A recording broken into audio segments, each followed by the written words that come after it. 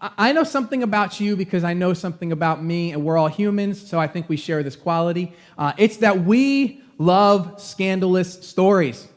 It's okay, you can admit it, it's church. You want to be honest here, right? You love to hear when a story breaks and it's like, oh my goodness, that's horrible. Tell me more, right? That's typically what we say. It's like, man, I can't believe that happened, but we want to know all the details about how that happened and why that happened and how could he and why would she. That's why you have social media. You scan your feeds to see people that are more messed up than you. Makes you feel good about you, right? Especially going into a new year. It's like, wow, my year wasn't as bad as their year. News thrives on scandalous stories. It's, hey, who can we talk about? What celebrity did this?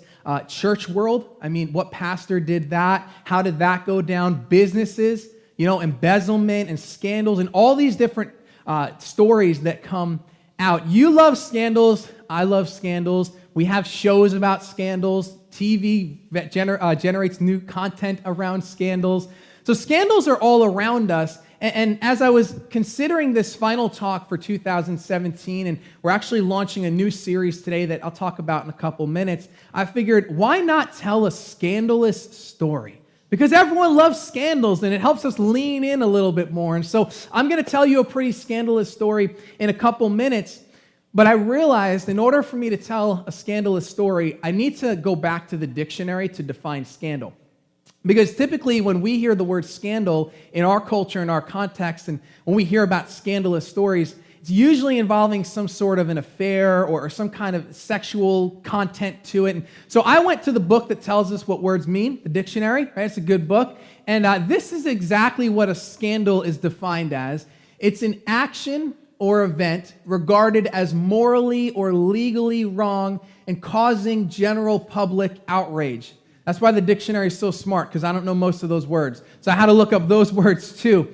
But I want you to see, scandal is not just confined to sexual scandals. So let's break this down for people like me here. It's when you expect an outcome based on the law, based on what's morally right, based on what should be. Hey, this should be the outcome. This is what we expect. This is how it's supposed to go. That's what we want, and it doesn't go that way. Hey, well, we've got a scandal. Hey, the law says it should go this way. This is what's legal. This is what we expect. The law says they should be declared guilty, but they're said they're innocent. Well, there's a scandal there. And so that's the context that I want you to have as we go into this scandalous story. It should be that way. It's supposed to be that way. How come it's this way? Why did it turn out like that? So with that in your mind, as you consider the story of God, as you consider Jesus, and maybe you have some church background, maybe you don't, as you consider faith, as you consider the cross, or you consider other people who might call themselves Christians, be honest, do you normally think of scandal?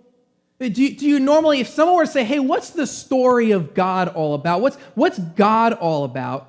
Is scandal a word that we run to, that we lean into? You can do it this way. If you were to say God is and fill in the blank, sure, a lot of us would respond with a very similar four-letter word. God is love. That's typically what we lean into in Western culture. God is love. And so if you're sharing the story of God with someone, if you're living out the story, someone asks you, hey, why do you believe in God? Well, God is love.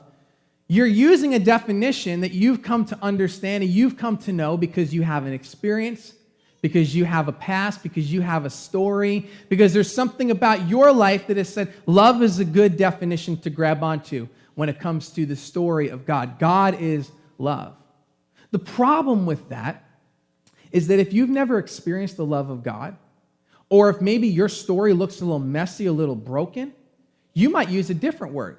Hey, God is mean, right? I've seen God at work in my life and in my family's life, and when I'm going to tell someone the story of God, and they're going to say, hey, why do you not go to church, believe in God, read the Bible, connect with Him, pray? Well, that's because God's mean. Because you have an experience and you have a story that has helped shape your definition of God's story. So maybe he's mean because you expected your marriage to go a certain way and it didn't. And you prayed together and he loved God and you loved God and you thought it was supposed to work. God is mean because you put everything you had into a financial plan or to a business plan or to some goal for your life. And you prayed the prayers, you even fasted to get God's attention. It was like, this is going to work out really well. And it didn't. And God's mean. Right? My kids understand that word mean right now. I have a 3.5-year-old, 1.5-year-old, so they know when each other's being mean to each other. Usually it's the older one to the younger one right now. But my daughter, as soon as she gets a little older, I'm worried for my son because she's feisty. So I just pray for him already when she can finally realize you took my toy from me. But we have stories like that. Or maybe for you, you consider God, and it's for you, God is angry at you. You've only felt him angry. Hey, when I think of the story of God, God is distant. Because you've prayed and you thought God was supposed to respond, and maybe you read the Bible, you hear stories of amazing things happening. Or friends of yours, they talk about, hey, I pray and I hear God and I feel God, and you're like, I think that's gas. I don't know what you're feeling, but I don't get the same sensation that you do. God seems distant. You consider God as distant. And so all of us, you have a working definition, and here's what I don't want to do today. I don't want to steal your definition from you, because truthfully, I think it's beautiful. I think that you have a definition of who God is because you have a unique story, and you have a unique experience. And the fact that you're here today, you're saying, I want to take a step closer to God. I want to figure God out. You don't have to believe in God to come here, so maybe I don't believe in him, but I sure would like to. So you're on a faith journey, I'm on a faith journey, and all of us in this space, we have our definitions, and there could be other words. It could be grace, it could be mercy, whatever it is for you, friend. But what I want you to consider today is, what if when someone asks you about the story of God, you pull out the word scandal? It's like, what? Scandal? That's your definition? Yeah, God's story is scandalous. So what's scandal? Oh, it's when you expect a certain outcome based on moral or legal reasons and you get something different. Okay, how does that work? That's what we're going to talk about today. And here's why I think this matters so much for you. So you have a definition of God's story right now: love, anger, distant. Maybe it's rule keeping, right? When you think of God, I think of God as the rule master, because you grew up in an experience where it's very religious, and if you do this, he likes you. If you don't, you need to be afraid. You need to pray a certain amount of times, do certain things. So you have your story, I have my story, you have your words, and I have my words. But I think the word scandal is so beautiful because it reveals the beauty of God's story. This word scandal, if you can grab onto this today and you're closing the year and starting a new one, and you're saying, when I think of God's story, I think of a scandal, that word enables you to recognize the power and the beauty of God's story. And those are two amazing qualities of the story of God. You need to understand why God's story is so scandalous, because it involves you, because you're a part of the scandal. So you didn't even know this. You have a scandalous story about you, right? It's like, well, don't tell anybody. We're going to tell each other today, okay? But it's a good story. So what's really cool is Jesus was, in my opinion, one of the best storytellers. He always told stories to explain lessons, to explain teaching points. When Jesus would talk to maybe a crowd like this, he would tell a story. And people who were leaning in and were listening to the story, they'd realize, hold on, this isn't just a story. There's something here. There's something you're trying to teach us in this story. I see what you're doing, Jesus. You're a good storyteller. So since Jesus is a way better storyteller than I am, I simply want to read you one of the stories that Jesus told today. And I want to read this one because I think out of Jesus' stories, this one grabs onto the word scandal in such an amazing way. In such a great way. You'll miss it if you're not looking for it, but now I've spent 10 minutes just prepping you for it. So we're going to look for the scandal in the story. In fact, because I know you love scandal so much, we're going to read the end of the story first, and then we're going to work back up to it. All right, we're going to go right to the scandal, and then you ever see a TV show do that? It's annoying. Right? My wife and I, we were watching a series recently, and we were on an episode, and it came up, and it was the end of the episode, but we didn't know, but it was at the beginning of the episode. So we watch, and we're like, oh my goodness, and I paused, I'm like, did we miss an episode? We didn't see this happen. So then I'm looking at the last one, and I'm like, okay, let's just wait, and then next scene, like 6 hours earlier, I'm like, they got me. They got me again, 6 hours earlier. So we're going to do like 6 verses earlier on this one. We're going to read Luke chapter 12, chapter 14 together. And because you can't wait and I can't wait, I want to read you the scandalous part, and then we're gonna work our way back through it. So Luke chapter 14, verse 23 is where the scandal takes place. And again, this is a story that Jesus told, so the characters are made up to explain it, but there's a truth in it.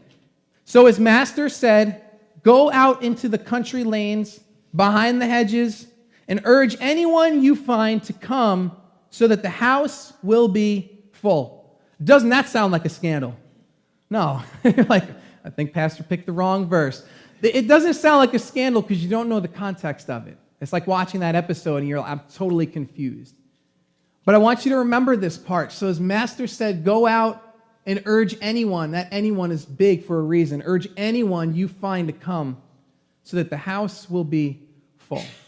So let's go back. Let's rewind time. Verse 1 of that same chapter. One Sabbath day, Jesus went to eat dinner in the home of a leader of the Pharisees, and the people were watching him closely. Let me just give you a little cultural context, because it's 2017. And maybe you're going to have a New Year's Eve party later, and you've invited some people, and you have guests that you hang out with regularly. The way that we hang out with guests today is a little different than how Middle Eastern culture 2,000 years ago hung out with guests. See, when you invite guests over, you typically do it out of a relational closeness. Well, I'm friends with them, they're family members, I want to get to know them, so they're going to come over. It doesn't really do anything for your status, right? You can post and tag like I'm with all these people at, and like do all that, but it's still that's that status, but not like your professional who I am status. Now, 2,000 years ago in a Middle Eastern culture, who you invited validated you. It actually helped your worth. So if you were someone of influence and you were someone of prominence, well, you invited certain type of people to your gatherings, and by them showing up, they kind of put their stamp on you and say, okay, I approve of this person. I validate this person. And so with that, there's two sides. One, you're very careful on who you invite, because you don't want to invite someone that's going to lower your worth, lower your status. So you invite people that are at the same level, if not higher. I mean, if you can get someone higher to come, that's great for you. It's like, oh my goodness, Jesus is going to his house? It's a big deal, right? You don't invite someone lower. And then if that person shows up, that's a very big deal, right? If they don't show up, it kind of hurts. It's like, okay, don't let anybody know that Jesus didn't come to the party. Let's just keep that. He was never invited, right? That's how you would play that off. So as it's a Sabbath day and Jesus goes to eat at one of these religious leaders' houses, the religious leaders were called Pharisees. As Jesus goes there to eat with this person, this is a big, big deal. I mean, you got to think even today, even in 2017, if Jesus were to come to your house, right? How big a deal would that be? You post it on social media because that's doing a little something for your status. Like, Jesus is coming over. Jesus said, yes, this is so cool. Jesus is coming over. You care about that. I care about that. This religious leader cared about that. And people are watching because they're very interested. It's, hey, I can't believe that Jesus is coming over to this guy's house. And while Jesus is a guest, so you got a lot of context. There's scandal, there's the invite, there's the validation. Jesus decides to tell this story at this party. And here's where it starts. Verse 16, a man prepared a great feast and sent out many invitations. And when the banquet was ready, he sent his servant to tell the guests, come, the banquet is ready. Okay, so here's something else we don't understand. The invite process 2,000 years ago. The closest thing we have to this is if you were to invite someone to a wedding.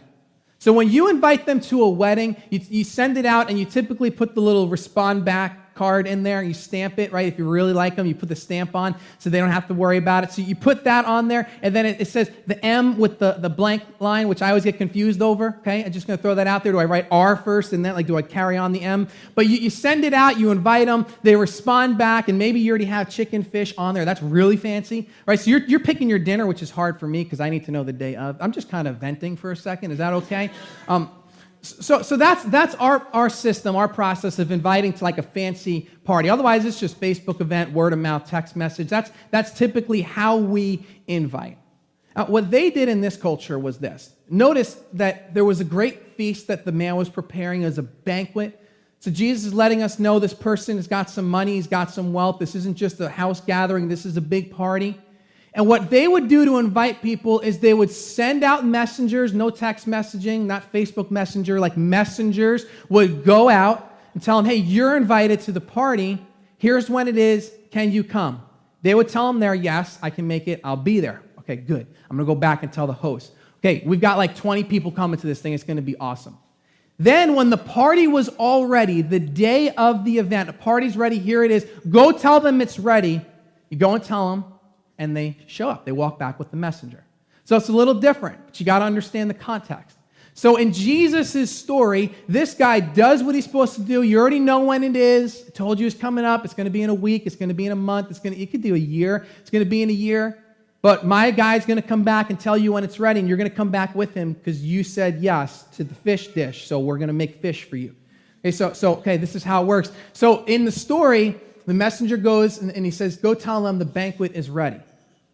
Well, what happens next? Verse 18, but they all began making excuses. You've done this. One said, I've just bought a field and I must inspect it. Please excuse me. Another said, I have just bought 5 pairs of oxen. I want to try them out. Please excuse me. And another said, I just got married, so I can't come.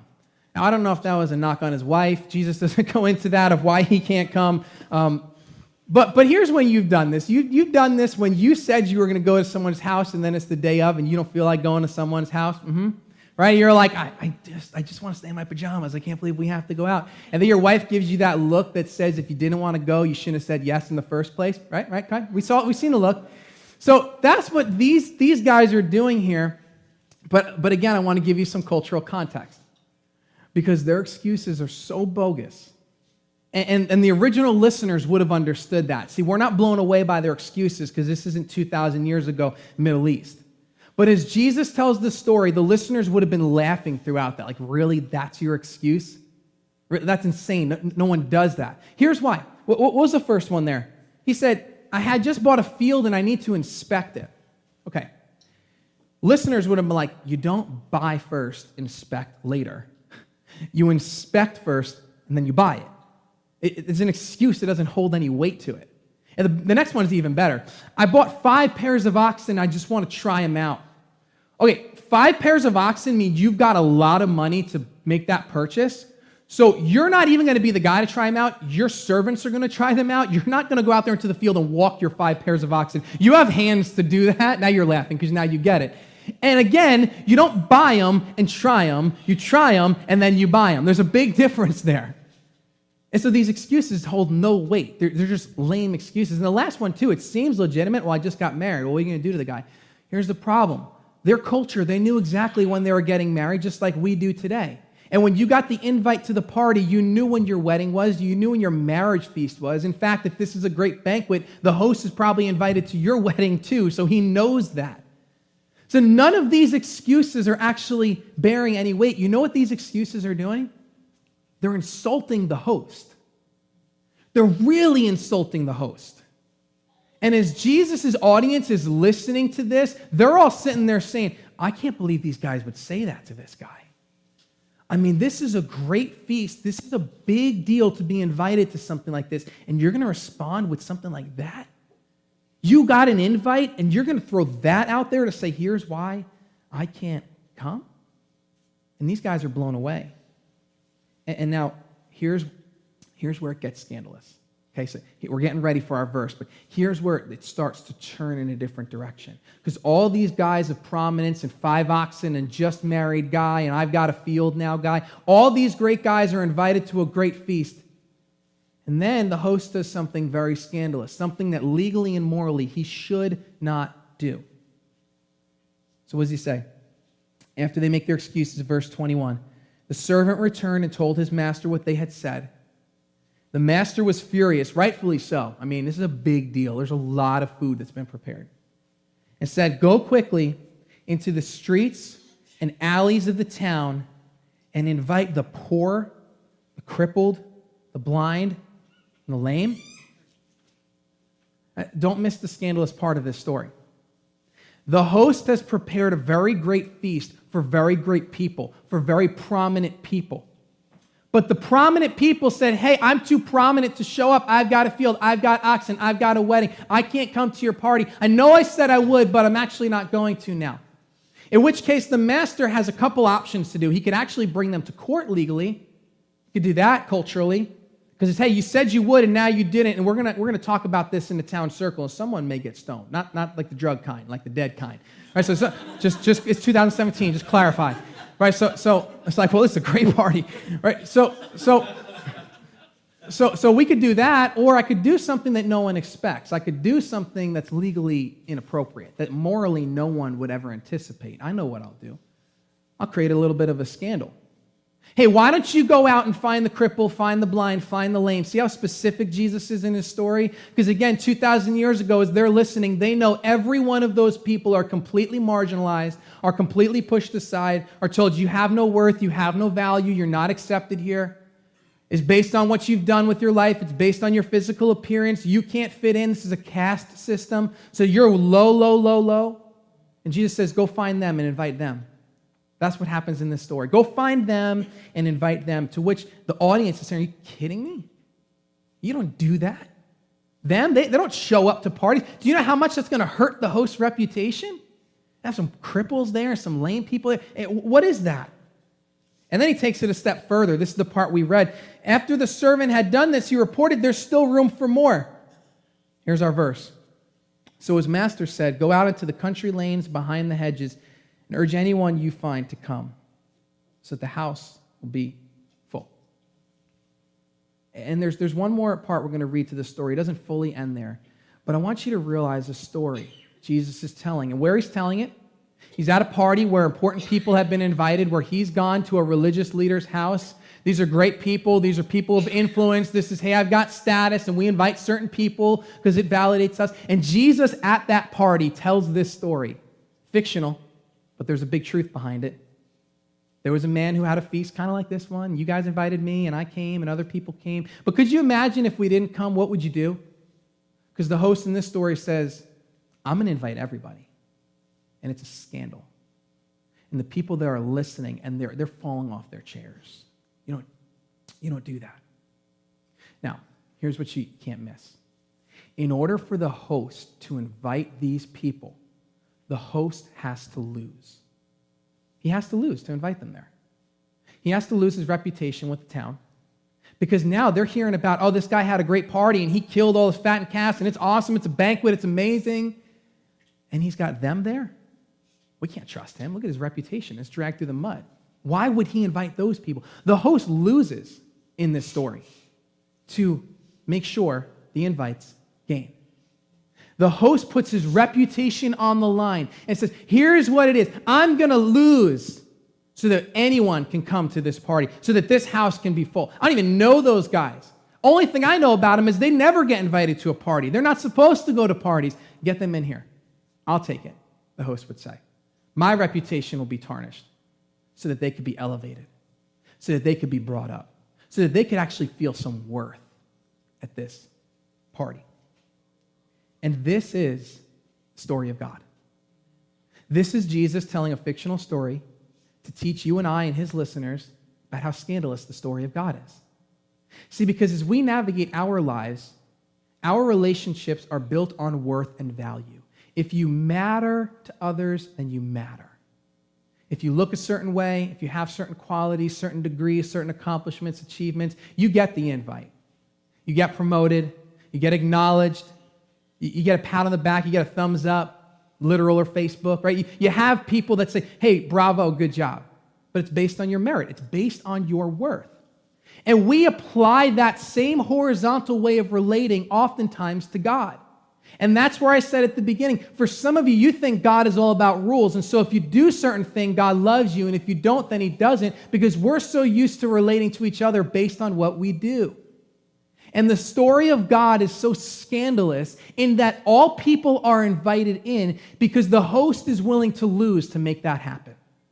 Because while we normally think, well, you should deserve this and you should earn this, and to get God's love, you've got to give something up. I mean, some of you think, I got to go to church a certain amount of times. I've got to pray for a certain amount of times. I got to read this book. I got to give money. I got to do something to prove myself to God, right? Isn't that how it works? No, because it's scandalous. Because that would be the expected outcome. Good people get in, rich people get in, religious people get in. But the story of God is actually all people are invited in. Because the host, Jesus, was willing to lose. And yes, Jesus lost his reputation, and yes, Jesus was lied about, and at a court hearing, he was slandered, but he lost even more than that. He lost his friends. He lost his physical appearance. He lost his life so that you could be brought in, so that you could have an invite. He lost so you could gain. And it's scandalous because you shouldn't deserve it, and I shouldn't deserve it. But Jesus does it for you. Jesus does it for me. He does it for us. And when you understand the scandal of God's story and you realize what should have been was not because God said, I'll lose so they can come in, legally and morally, they're bad people, so they're out. No. All people are invited into this. All people get an invite because Jesus lost. It becomes scandalous, and you start to see the power and the beauty of it. Now, Jesus doesn't end his story there. There's one more sentence. He says, or rather the master, for none of those I first invited will get even the smallest taste of my banquet. Now, that part's a little hard to swallow. And remember where Jesus was when he told this. It's like, hold on, Jesus. How come? How come none of those who were first invited, how come they don't get to come in? I mean, why not? That's not fair. I thought this was a fair thing. I thought that everybody gets in. How come now they don't get to get in? Oh, here's why. Here's why it's not that they don't get to get in because Jesus is saying you do and you don't, you do and you don't. It's because they refuse the invitation. There's nowhere in that story that not every single person got an invite, but there are 2 points where someone responded and someone didn't. And here's what I want you to get from this story. Only you can stand in the way between you and God. Only you get to stand in the way between you and God. Don't worry about it. It's just making the building hotter for us. Right? Only you can stand in the way between you and God. That's a big deal because maybe as you survey your story, you look around you say, how come they get to know God? How come they believe in God? How come their life seems like they have this hope and this promise still stands thing? Well, you get the same opportunity. We all do.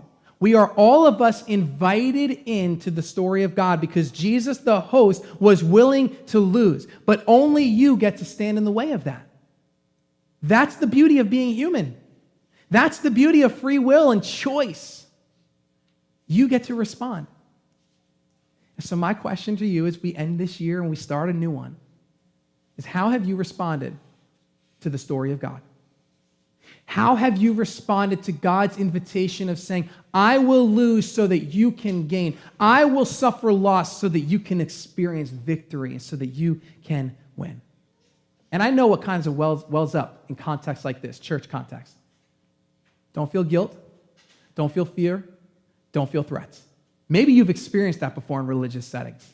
You felt a little, well, I'm kind of guilted into this, so I guess I have to. I feel a little afraid because if I don't, what's going to happen? I guess I might as well. Just fire insurance, security, just keep it safe, okay? I'll just say yes, sign a card, raise the hand, say the prayer, whatever it is. But there's none of that in this story. The host didn't threaten anybody. He was upset that they didn't say yes because he wanted them to enjoy the party. Man, I can't believe they're going to miss this. This is some good duck. Right? Duck is, you always order the duck because that's not something we normally make. Right? So this is good food. I can't believe they said no to this. But you know what?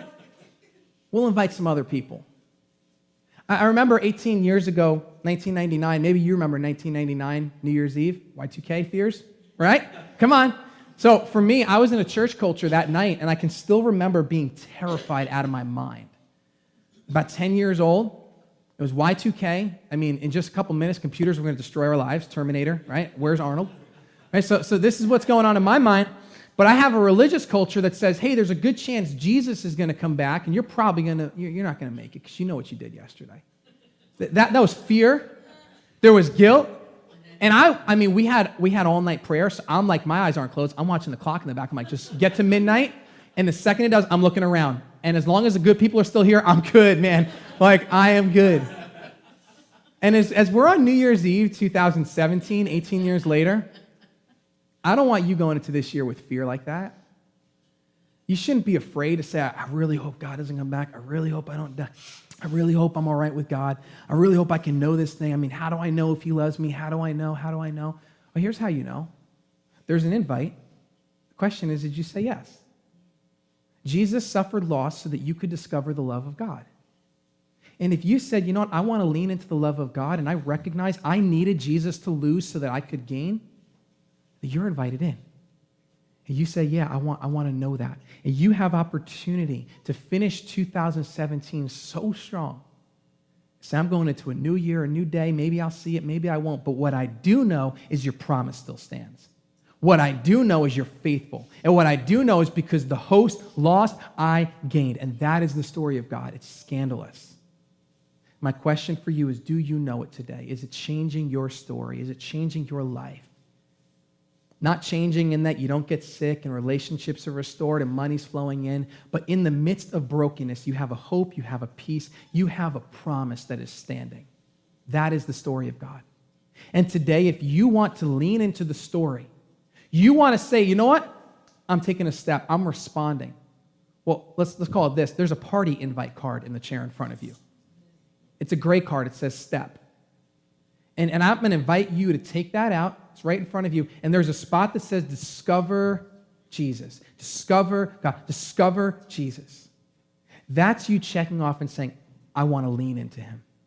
I want to know him. And today, if you've never taken a step towards Jesus and you've never responded to the invitation of God's story, and maybe you've never understood how scandalous it is, and you've never understood your part in it, and your beautiful privilege to say yes or to say no, today, you could say yes, but please don't do it out of guilt, don't do it out of fear, don't do it out of threats. Do it out of love for God, who has said, I'm bringing you into a new story. It's powerful. So I'm going to close out in prayer in just a minute, and I want you to take that moment to fill out that card, hand it to me, or drop it in one of those boxes. So this week I can send you an email, connect with you, and just celebrate that first step towards discovering God's love. Now, we are in the context of a series called Bring. And what happened, why this series came up, is that a couple months ago, I started asking people in this space and other people outside of this space, hey, when's the last time you invited someone to church?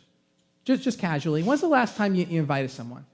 And it was funny, I kind of got the same answer from a lot of different people. It was, I don't know. I don't know when I invited someone. And it got me thinking, wow, if we don't know, then maybe we need to realize how powerful it is to bring people. And I wanted to start this series because I want you to realize this is the story that you are both bringing to people and that you are bringing them to. And how can we know such a scandalous story and not share it with people? And not say, I got to bring you into this. You have got to discover the scandalous love, the scandalous grace of God. And so this is week 1 of Bring. And next week, we're going to talk about how you never know who it is that you bring. In fact, I'm going to introduce you to someone that is the result of why you are here today, no matter who you are. You are in this space today because of someone who brought someone to Jesus.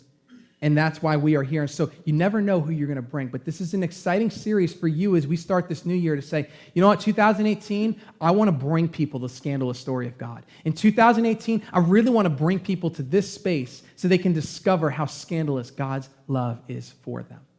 So that's where we're going.